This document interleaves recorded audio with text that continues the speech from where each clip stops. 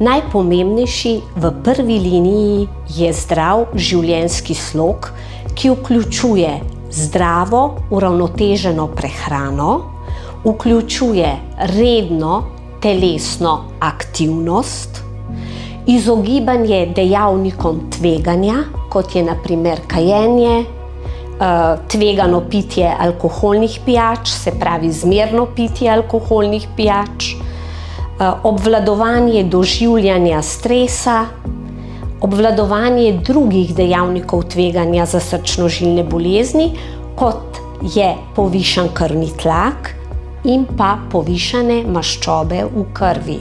Pomembno je tudi dovolj spanja.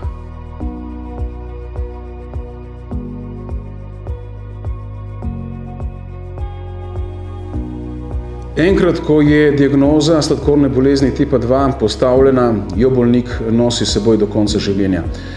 Če pravočasno preprečimo stopnjevanje teh bolezenskih procesov v telesu, predno toliko podivjava, da že govorimo o sladkorni bolezni, lahko s tem bistveno zmanjšamo okvaro organov, izboljšamo in podaljšamo življenje.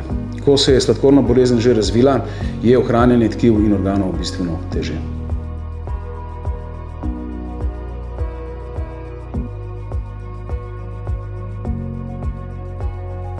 Prediabetes je zelo pomembno stanje, predstavlja že dejavnik tveganja za srčno-žilne bolezni in lahko privede do nastanka sladkorne bolezni tipa 2.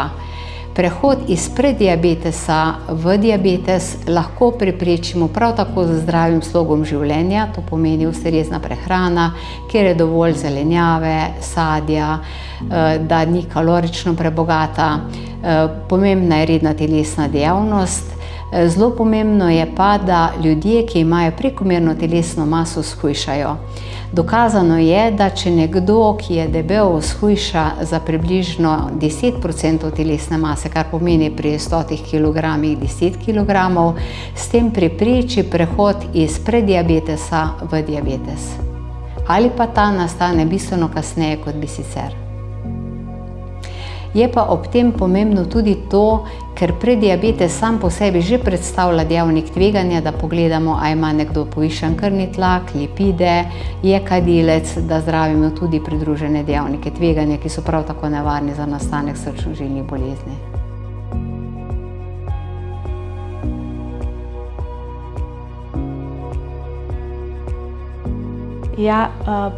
Že zdravniki na pregledu poskušamo prilagoditi terapijo samemu bolniku. Se pravi, da ga povprašamo, kakšen je življenjski slog, kakšen način življenja ima, se pravi, kdaj ima službo, kakšne so prioritete v življenju in navadno že terapijo, ko prilagajamo bolniku.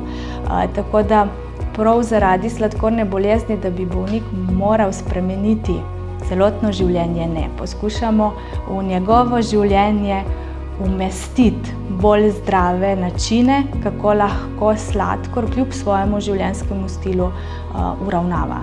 Tako da navadno ga povprašamo, kako živi, koliko obrokov ima in znotraj tega poskušamo narediti vse bolj zdravo. Se pravi, da poskušamo tako prilagoditi obroke, da bo za njega zdravo, pa tudi sam življenjski stil poskušamo mu svetovati, kje bi se lahko kaj izboljšalo, da bi lahko bilo potem to bolj zdravo in boljše.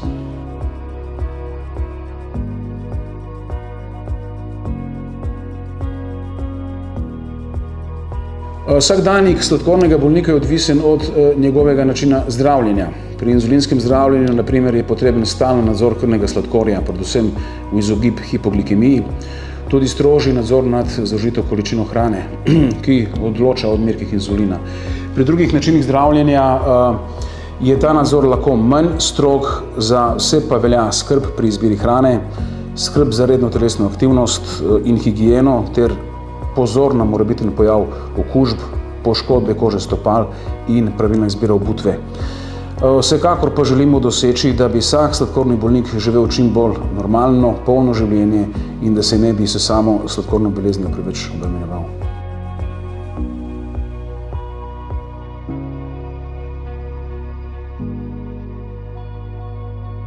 če imamo sladkorno bolezen, prenehamo jemati rafinirani beli sladkor oziroma ga prenehamo dodajati. Izogibamo se sladkim pijačam, ki skrivajo dosti preveč prikritih sladkorjev. Tudi ne smemo pretiravati s fruktozo, sadnim sladkorjem, ne smemo prekomerno uživati sadje. Biti moramo pazljivi, kajti sladkor je prisoten že tako ali tako v živilih, ko ne vidimo. Seveda pa bomo jedli nekako zmerno sadje in pa seveda, če imamo rojstni dan, si bomo privoščili tortico.